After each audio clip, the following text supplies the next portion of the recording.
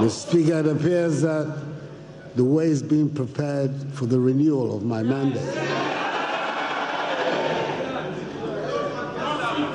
In accordance with the call and convention, it is good to see that First Lady Rebecca Akufo Addo, Vice President Mahamadou Bawumia, the Second Lady Samira Bawumia, new Chief Justice Enini Yeboah, and Justices of the Supreme Court, Chairperson Nana Uto Sribo II, and members of the Council of State, Chief of Defense Staff, Lieutenant General O.B. ACCRA, the new Inspector General of Police, Mr. James Opombuenu, and service chiefs are all present.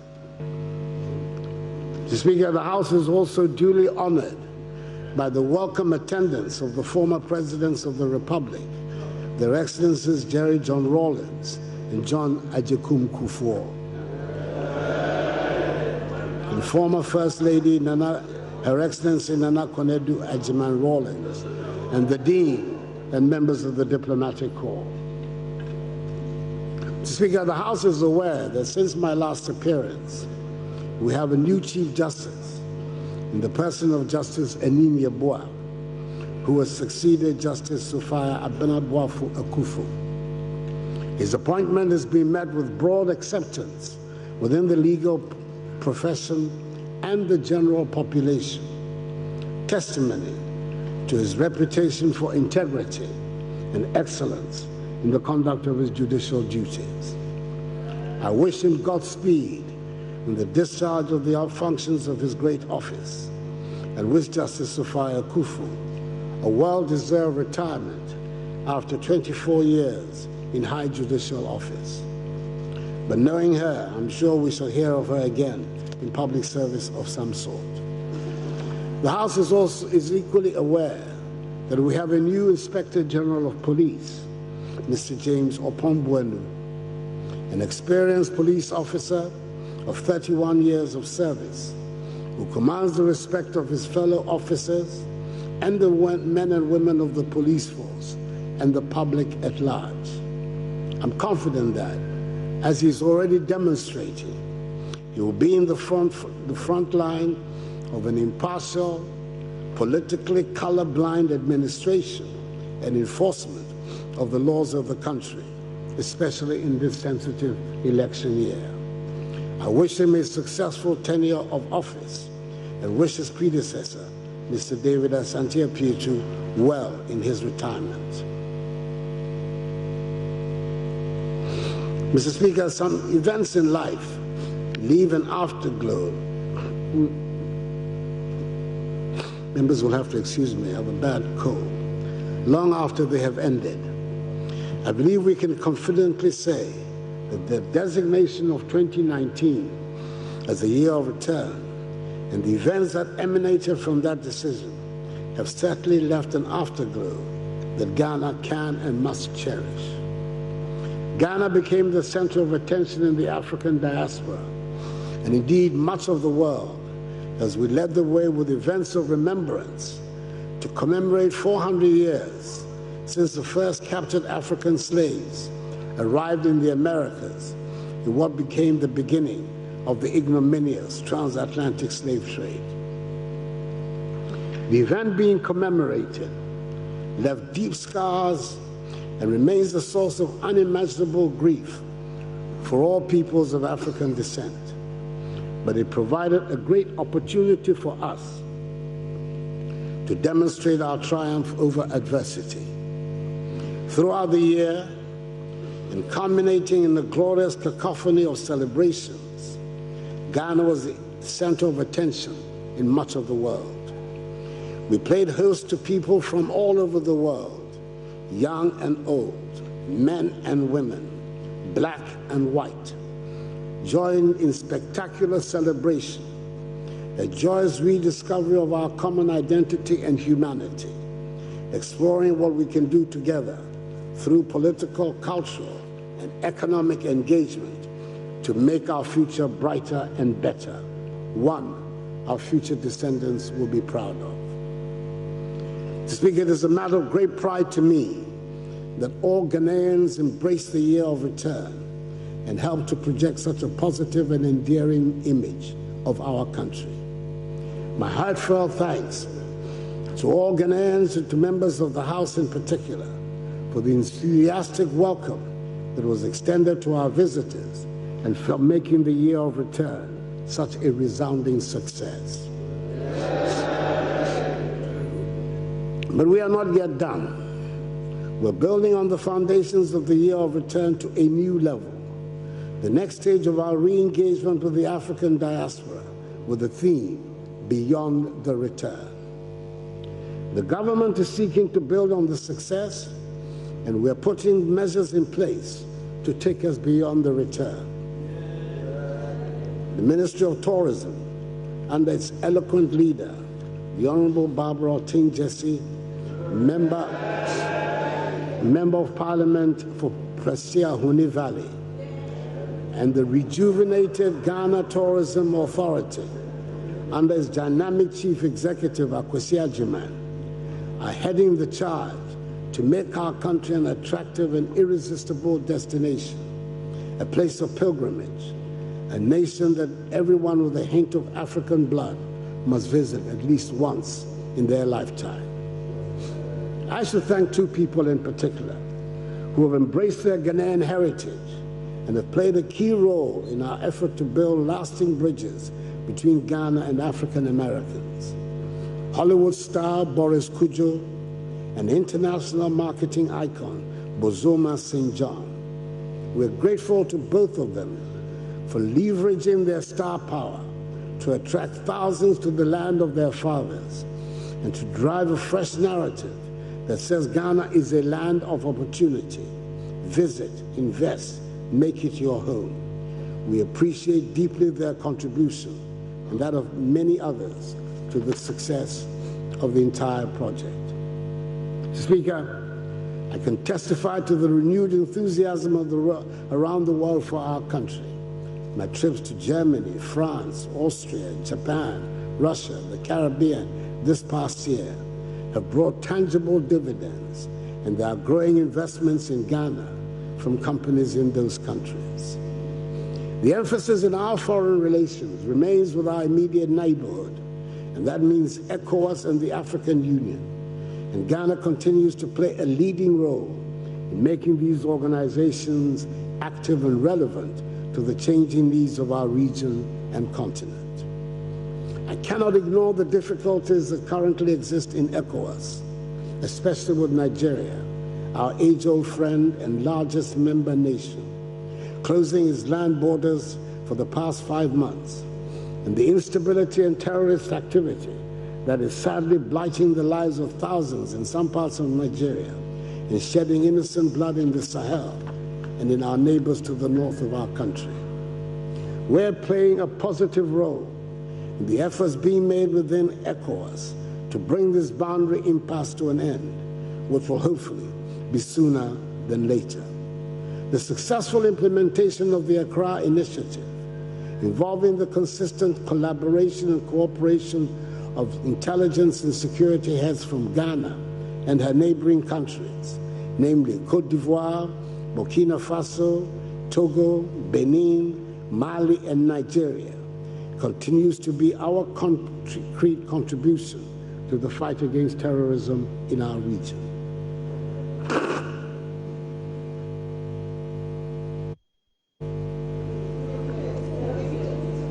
Through joint security operations, such as Kwandungu and the ongoing Operation Conquered Fist, we continue to reinforce the security of our northwestern, northern, and northeastern borders to guard against any infiltrations into the country.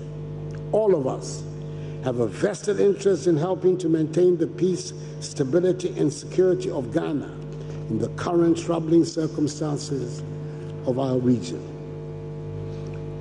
Mr. Speaker, we never lose sight of the fact that there are many Ghanaian communities in all parts of the world, and our missions abroad have been charged anew to be alive to their needs.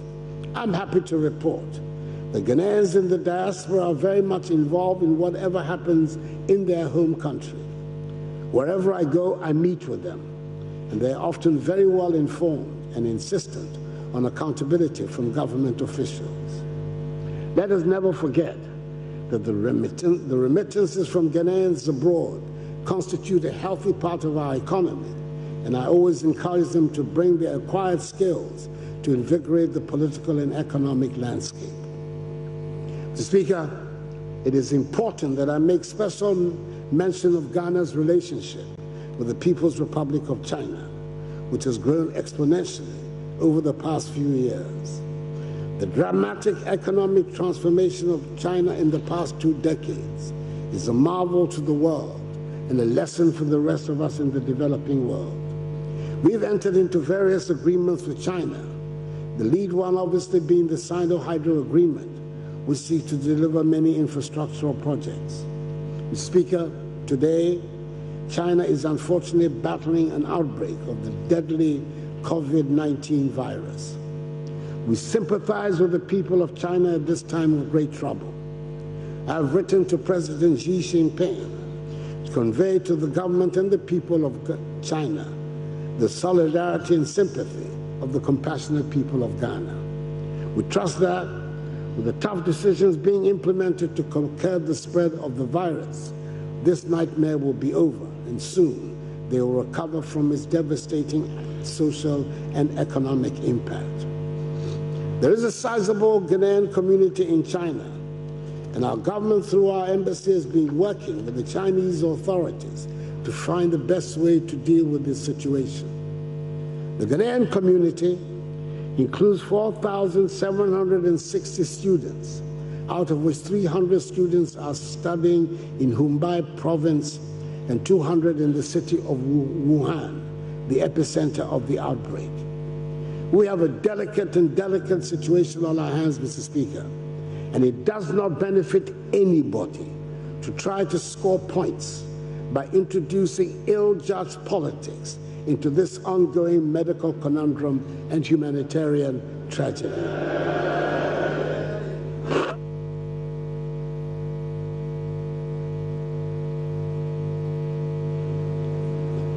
Most of these students are on Chinese government scholarships, and since the crisis started, the Chinese government has done its best to keep them supplied with food and other logistics.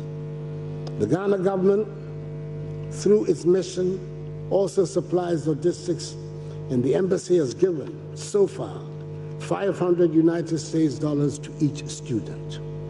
However, we know that no amount of logistics will make up for the extreme stress and trauma that these young people are going through, and I treat members of this honorable House to set an example by helping to pour oil over troubled waters instead of instigating tension and spreading fear and panic among the young people.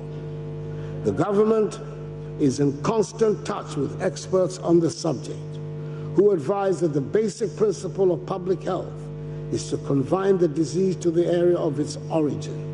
But we have not ruled out the option of evacuating the students from Wuhan if that becomes necessary.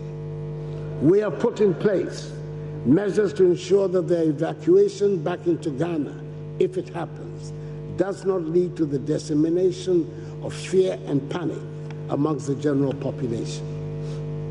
Mr. Speaker, I've spent time talking about how well we're doing on the international scene and the many plaudits that are showered on Ghana wherever I go. But the test of how well our country is doing and can and should be measured by how Ghanaians themselves feel about their situation. 10 days ago, our Vice President and Chairman of the Economic Management Team, Alhaji Dr. Mahamadou Bawumia, made a presentation at a town hall meeting in Kumasi, in which he gave a detailed and comprehensive account of the performance of the economy under 3 years of management by an MPP government led by me. He went to great lengths to identify the promises that had been made in the 2016 manifesto that we took to the country. This document spelled the agreement between the elected government and the people of Ghana. I do not intend to go through all over again the meticulous accounting that was done in Kumasi 10 years ago. It is enough to say 10 days ago, it is enough to say that it being Dr. Bawumia, everything he said was backed by data and his customary fact-checking. He ended by asserting that 78% of the promises we made solemnly to the people of Ghana have been or are in the process of being fulfilled. There has so far been no factual challenge to his compelling testimony. Mr. Speaker, in 3 years, we've reduced inflation to its lowest level, 7.8% in January 2020, since 1992. For the first time in over 40 years, we've had a fiscal deficit below 5% of GDP for 3 years in a row. For the first time in over 20 years, the balance of trade, that is the difference between our exports and imports, has been in surplus for 3 consecutive years.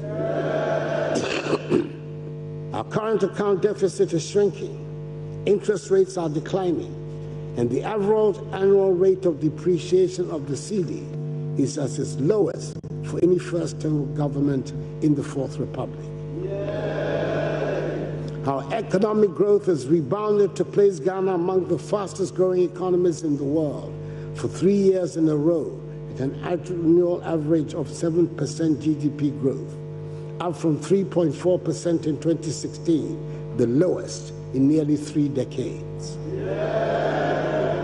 The international investor community has recognized this development, resulting in Ghana today being the largest recipient of foreign direct investment in West Africa. The sovereign credit ratings agencies have upgraded our ratings and also improved the outlook for this year, notwithstanding the fact that it is an election year. This is a massive vote of confidence in the current management of the economy, as best illustrated by Ghana's successful issue of the longest dated Eurobond ever issued by a sub-Saharan African country, with investors placing 15 billion United States dollars of orders for Ghana's 41-year Eurobond.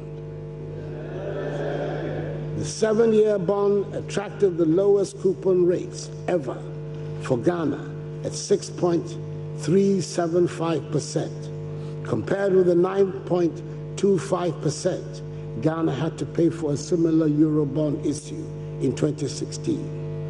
No wonder Bloomberg, the reputable global financial media house, earlier this week highlighted Ghana as the top candidate for an economic leap in Africa. This expression of confidence is important because it will lead to enhanced investments in our economy and the accompanying greater numbers of jobs. Mr. Speaker, we inherited a collapsing financial sector that has led to failing banks and considerable agony to many people. The government is having to conjure 13 billion cedis to pay the 4.6 million affected customers of the banks. This is money that we can ill afford, and which would have gone to fund the many things that our communities are crying for. Properly utilized, 13 billion Ghana cedis would work wonders with our perennial infrastructure deficit. But we did think long and hard about paying all the customers of the failed banks, and we believe we made the right decision.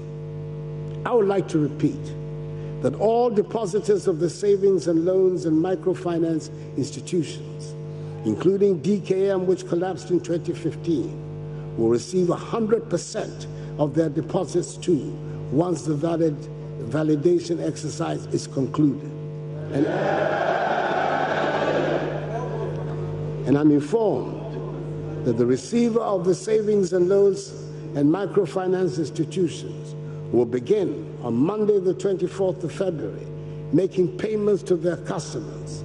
These monies, totaling 5 billion cedis, being in addition to 13 billion cedis being paid to the customers of the failed banks. We hope that lessons have been learned and this will serve as a healthy caution to those who are offered unrealistic interest rates on deposits. I do not think it will be possible to repeat this grand pay-up in another lifetime. I want to assure Ghanaians that we're going to hold those who have been responsible for these failures of financial institutions, the supervisors and management of these institutions, accountable. A process which has already started. We expect that those whose job it is to supervise the banks and other financial institutions will do their jobs honestly and competently. I'm very encouraged by the many corporate governance measures that have already been put in place by the Bank of Ghana under the strong leadership of Governor Ernest Addison to mitigate such bank failures in the future. Thanks to the banking sector cleanup, today I'm happy to say that Ghana's weak banking sector that we inherited is now well capitalized, better managed, sound and liquid, and the banks are now increasing their lending to the private sector to help propel the transformation of the economy beyond aid. Just a year ago, I started my speech here in Parliament with a reference to the happy events in Dagbon and my presence at the inskinment of the new Yana Mahama Abukari II. I'm glad to report that about a month ago, the now firmly in place Yana paid a historic visit to Jubilee House. I do not think Jubilee House has ever witnessed such scenes. It would be fair to say that the Yana and his entourage certainly shook up the place, and nobody would have forgotten that dramatic, colorful visit in a hurry. Dagbon is gradually regaining her self-confidence, and I hope the House will join me in wishing that ancient kingdom the goodwill, patience, and tolerance her elder sons and daughters need to continue the healing process and grow from strength to strength. Mr. Speaker, the peace that currently prevails in Dagbon is required for progress and development throughout the country. We've spent a lot of money to ensure that the security agencies that are charged with maintaining law and order and keeping us safe are well-resourced to enable them perform their duties. Police numbers have been increased and will be increased further until we meet the recommended ratio. The police have been provided with more vehicles and equipment than they've ever had, including over 600 vehicles and 3 incoming helicopters. There are now more opportunities for police officers to undergo training on the job to make them better prepared for work in our communities and keep us safe. We're building upon and improving the capacity of the cybercrime unit to confront and neutralize the criminal and dark underbelly of modern technology and the cyber world. The government will continue to work with the management of the police service to ensure that there's proper and adequate training in modern policing methods and the equipping of the service to enable them deal with crime. Mr. Speaker, government is committed to improving the conditions of service of all security personnel, including the police. But nevertheless, I think it is my duty also to point out that public perception of the police continues not to be the best, and they must make a comprehensive effort to earn the confidence of the public. We cannot run a country of law and order without a well-trained and accomplished police service that has the respect and confidence of the people. I acknowledge the work they do, but I urge them to work harder on their reputation. Mr. Speaker, I'm happy to report that the equipment and rehabilitation effort is not only in the police service, but also in all the other services as well. I must make mention of the fire service and the prison service, where the numbers have been increased with fresh recruitment. There are positive things happening in the prison service, with opportunities being made available for inmates to acquire skills. I note in particular with a lot of satisfaction that this past year, 376 prison inmates passed various exams in the National Vocational and Technical Institutes, junior high schools, and senior high schools. Mr. Speaker, the Ghana Armed Forces continue to perform creditably in discharging their duty of defending the territorial integrity of the country. The government has retooled and equipped them to keep them in the desired state of readiness. When the government amended LI 1332, which extended the run-out date from 25 years to 30 years for the other ranks, it led to the creation of new ranks within the structures of the armed forces and to a subsequent rationalization of wages and salaries for all ranks within the armed forces. Government is tackling the long-standing housing problem that has faced our armed forces. Over 500 million cedis is being invested in housing projects of varying sizes for the men and women of the armed forces and in refurbishing the military academy and training schools in Teshi. Our soldiers have been active along the northern borders to protect our country and its people since the eruption of terrorist activities in Burkina Faso. They have also been working with the police since July 2017 in Operation Vanguard, which was set up to deal with the activities of illegal miners. Mr. Speaker, the mention of Operation Vanguard would seem to be at the appropriate time to deal with the subject of galamsey, the popular name that has been coined for illegal mining. When we came into office in January 2017, galamsey activities were rampant in many parts of our country. Our lands, forests, and river bodies were being systematically degraded and polluted without any care. And this had been the case for several years. And indeed, the previous NDC government had given up the fight against galamsey. We determined that this was an intolerable situation, and we owed it to generations yet unborn to tackle the problem and save our environment. I was very much aware that the lure of gold, once it takes hold, drives away all rationality. That is not a Ghanaian characteristic.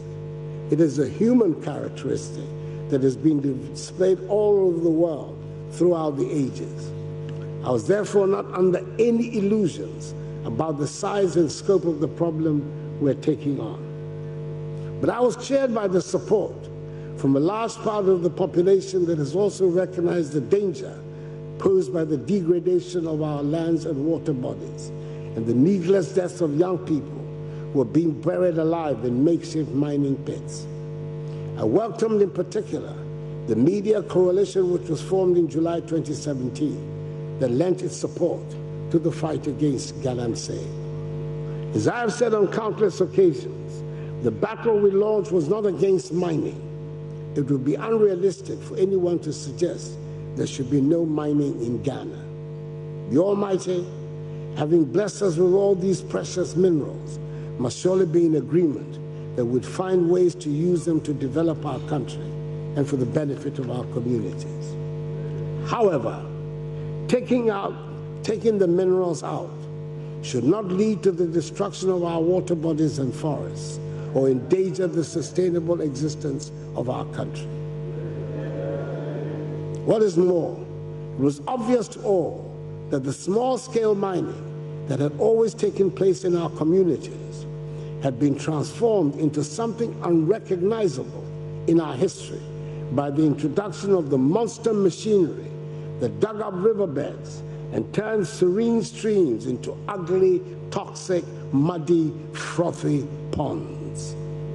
It was no longer small-scale mining, and it was certainly no longer local community mining when we saw the influx of foreigners into the most rural, isolated, and densest of forests. It was no longer local community mining when rivers, hitherto considered as sacred, were being abused and polluted. We started with the banning of all small-scale mining, and after about a year of the campaign, we made some progress as some rivers showed signs of coming back to life. The University of Mines and Technology at DANKWA took on the role of training local people in sustainable mining. And by the time the ban on small-scale mining was lifted last year, almost 4,000 had received the training.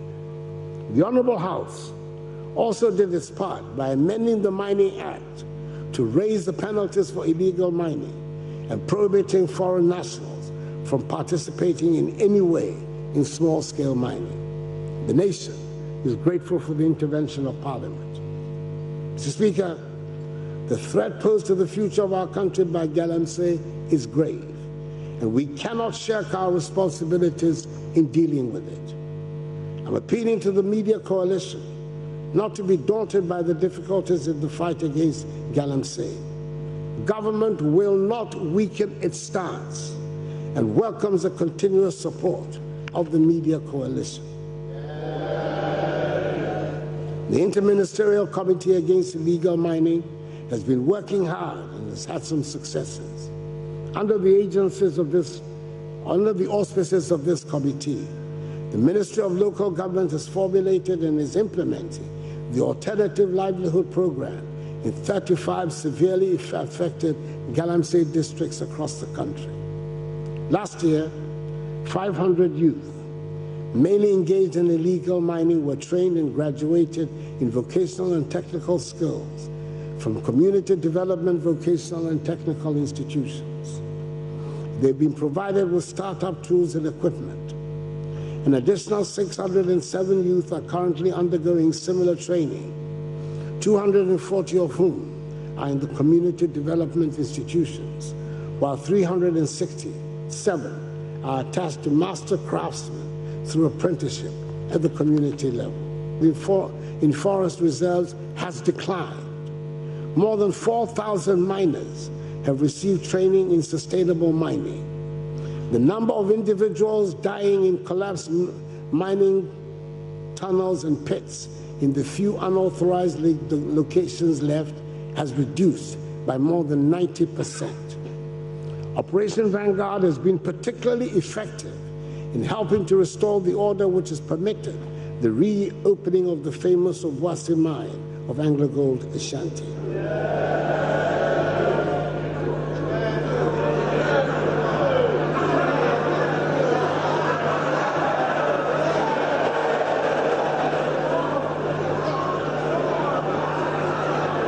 The community mining program, Mr. Speaker, the community mining program has been well received by the population, and young men and women who did not have the resources to acquire concessions and excavators and other mining inputs, and therefore had to do Galamsey, have moved into legal community mining.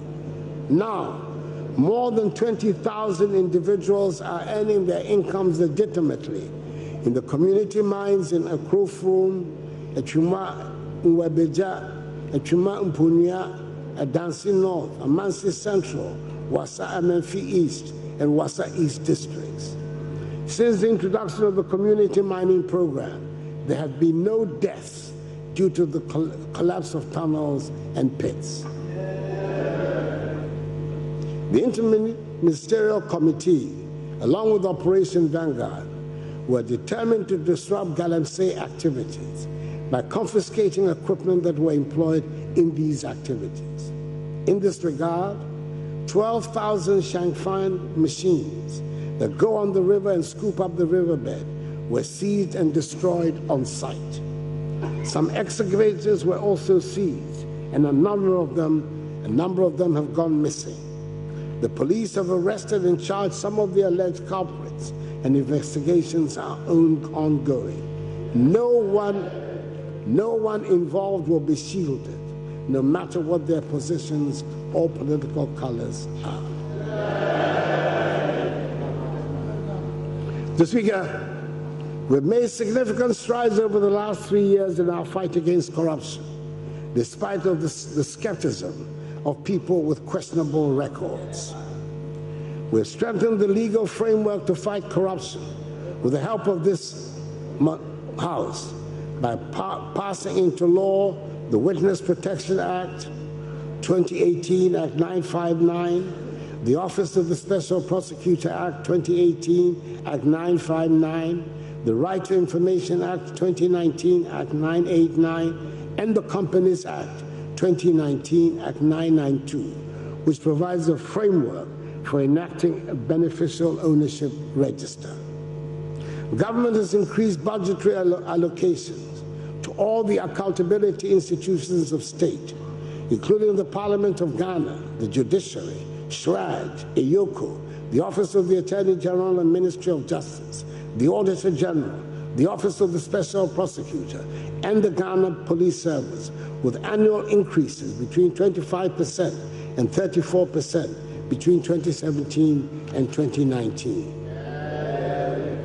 We have also implemented a change from the opaque allocation of Ghana's oil blocks to a more transparent allocation process, and advisedly so.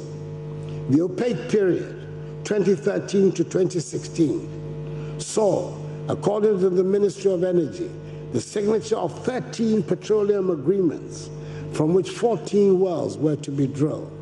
Not a single well was drilled. In contrast, in my time, over the last 3 years, there have been 6 drilling campaigns on 3 different blocks, with others on the way. We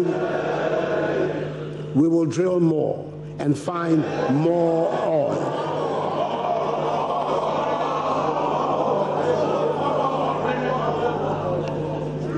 Some 40 or more high-profile personalities are currently before the courts on various corruption charges, and most are in the pipeline.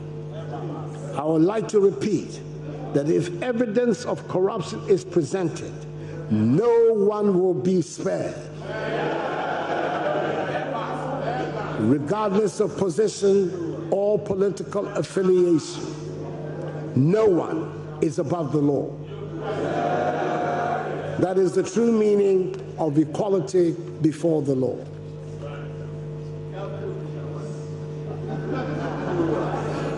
Mr. Speaker, as part of our strategy to modernize the economy, deliver government services efficiently, and curb corruption, Ghana has, over the last 3 years, embarked on a major program of digitization of the economy with significant success.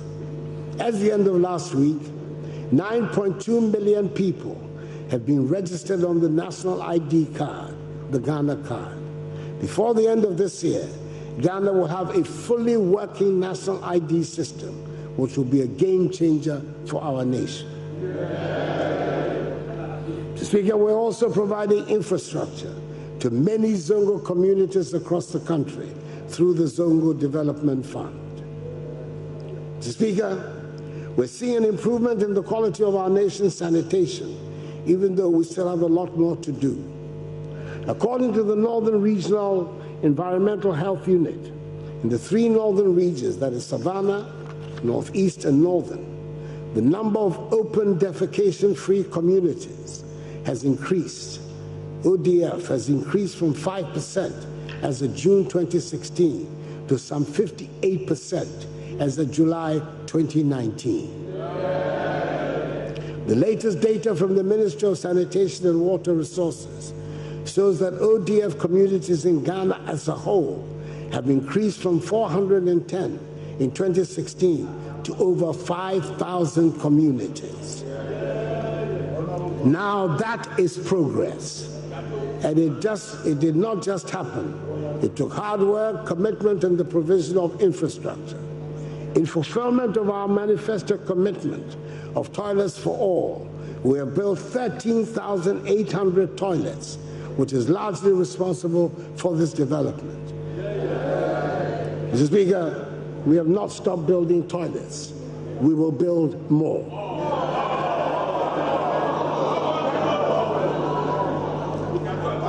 Mr. Speaker, another good example of deliberate, well-thought-out policy, executed through hard work and commitment, that is generating dividends, is what we've done about food and agriculture in the past 3 years. It bears repeating that agriculture was very much in the doldrums when we came into office, with a growth rate of 2.9%. We introduced the program for planting for food and jobs and set about to make agriculture an attractive profession. We invested resources, expertise, and time, and the results have been impressive and rewarding. Growth rate in 2016 was 6.1%, and this increased to 6.4% last year. Increased production and high yields from foodstuffs like maize, rice, sorghum, groundnuts, soybean, cowpea, cassava, and plantain have led to a decrease in the wholesale prices in market centers in major food-producing areas. Furthermore, we're no longer importers of maize. We're reducing our dependence on rice imports and are now, in effect, net exporters of foodstuffs. Food prices are their lowest in decades. Mr. Speaker, I must provide some examples of what I mean by things not just happening by happenstance, but by deliberate and meticulous planning and competent execution. We recruited some 2,700 agricultural extension agents to give practical expertise on the farms. We're not yet at the United Nations recommended ratio of 1 extension officer to 500 farmers, but we're working to get there, and it is definitely a vast improvement on the decimated department we met on the assumption of office. With the support of Canada, 300 vehicles and 3,000 motor bicycles have been deployed around the country for ease of movement for those tasked to help the farmers. Once the foodstuffs are produced, we don't leave it to chance and risk not being able to sell and thereby discourage the farmers. The National Food and Buffer Stock Company, NAFCO, has been revitalized to enhance agricultural marketing and improve access to market. NAFCO is promoting institutional procurement of produce and sales to schools and hospitals. Mr. Speaker, I'm pleased to inform you that the Commodities Exchange in Ghana, which is fully operational, is promoting high productivity, price stability, increased exports, and reduced imports of commodities. Trading operations through an electronic trading platform commenced in November 2018. To increase storage capacity, 80 warehouses, each of a size of 1,000 metric tons, are being built around the country. 35 have been completed by the Ministry of Special Development Initiatives and 13 by the Ministry of Agriculture. The Ministry of Agriculture will complete the remaining 17 soon, and the Special Development Initiative Ministry will complete another 10 by June. In other words, Mr. Speaker, every part of the value chain is planned and accounted for. The diversification of the scheme ensures that there will be something to interest a wide variety of people. That is, it is not only foodstuffs that are on offer. The Planting for Export and Rural Development PERD module promotes the following tree crops: cashew, coffee, coconut, oil palm, mango, rubber, and shea. Parliament has contributed to the process of agricultural transformation by the establishment of the Tree Crop Development Authority, which is going to be responsible for husbanding the industries of these tree crops into full maturity and expand by 7-fold our earnings from agriculture. The Rearing for Food and Jobs RFJ program is developing a competitive and more efficient livestock industry that will increase domestic meat production and reduce importation of livestock. 265 small earth dams have also been completed under the One Village, One Dam initiative. More will be done this year. At the heart of all these efforts is the determination to make agriculture an attractive business to young, educated Ghanaians, and that is why modernization, mechanization, and the use of technology are all part of the scheme. Digital and internet maps of soil fertility status in the Northern Savannah Ecological Zone are being made available to facilitate informed decision-making on fertilizer formulation and application. If any more proof were needed that under this government, agriculture is a high-tech undertaking, Mr. Speaker, an electronic platform has been established to capture and monitor the activities of participating farmers. As of December 2019, 500,000 farmers had been biometrically registered. Mr. Speaker, it gives me great joy to be able to tell this House that modernization is finally coming to the fishing industry as well. New ways of doing things are being accepted, and our fisher folk are now ready to take a leap into scientific and sustainable methods of fishing. For 2 consecutive years now, our fisher folk have accepted a closed season and allowed fishers to spawn without disturbance in our waters. Constructions of the 10 long-promised, much-publicized landing sites in Senyabreku, Elmina, Mori, Mumford, Winneba, Gumwa-Fete, Disco, Axim, Teshi, and Kita have finally started. Axim, Disco, Senyabreku, and Gumwa-Fete will be completed by the end of this year, with the remainder being completed early next year. Construction of the Jamestown Harbor will commence in March, following the completion of technical work. Mr. Speaker, I'm looking forward to the business resource centers being built, helping the country to unearth some exciting young entrepreneurs. 37 of them have been completed. These centers are one-stop enterprise support centers that provide full range of business development services, investment facilitation and information services to entrepreneurs and business enterprises at the district level.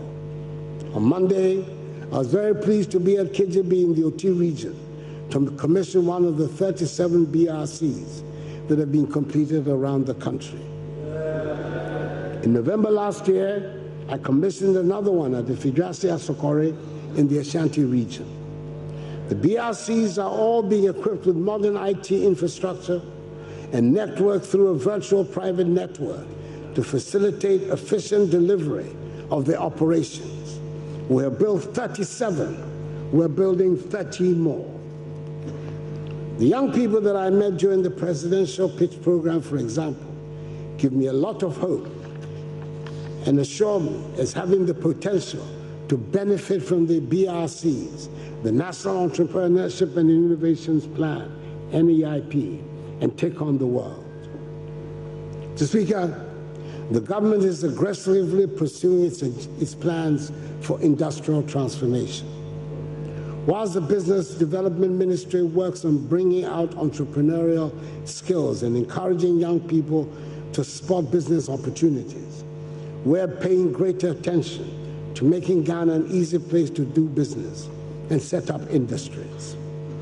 Having won the bid to host the headquarters of the African Continental Free Trade Area, AFCFTA, in Accra, the government has provided a permanent office building to host the Secretariat. And with the appointment of the Secretary General in Addis Ababa 2 weeks ago at the recent AU Summit, the office will become operational by the end of next month. We extend our warm congratulations to the first Secretary General, Mr. Wamkele Meni, the young South African, and assure him that we'll give him our fullest cooperation to ensure he succeeds. Speaker, we launched the Ghana Automotive Development Policy in August last year, and it has so far attracted investment and commercial interest from some very big players, including Toyota, Volkswagen, Nissan, Renault, Hyundai, Sinotruk, and Suzuki. VW is building its plant in the North Industrial Area in Accra and is due to start production by the end of April. Sinotruk has begun assembling its trucks. Toyota is scheduled to start the assembly of vehicles in Tema in the last quarter of this year. We have high hopes for this new industry, which has come to join our own Kantanka. Speaker, we are determined at long last to exploit our large bauxite, manganese, and iron ore deposits, which will enable us to establish an integrated bauxite and aluminum industry and an iron and steel industry. The Ghana Integrated Bauxite and Aluminum Development Corporation and the Ghana Integrated Iron and Steel Corporation have been established by law as the vehicles for this exploitation. The processes are underway for the selection this year of joint venture partners for the development of the full value chain of these two multi-billion-dollar industries, which will give a tremendous boost to Ghanaian industrialization. Mr. Speaker, all our best-laid plans for industrialization will come to naught unless we have a reliable and reasonably priced energy source. It probably says something about the progress we have made, that in discussing the state of our nation, it takes a while even to get into our power supply matters. It gives me great pleasure to be able to say that we have overcome the Dumsor menace. But unfortunately, I cannot say that we have resolved all our energy problems. It is still work in progress.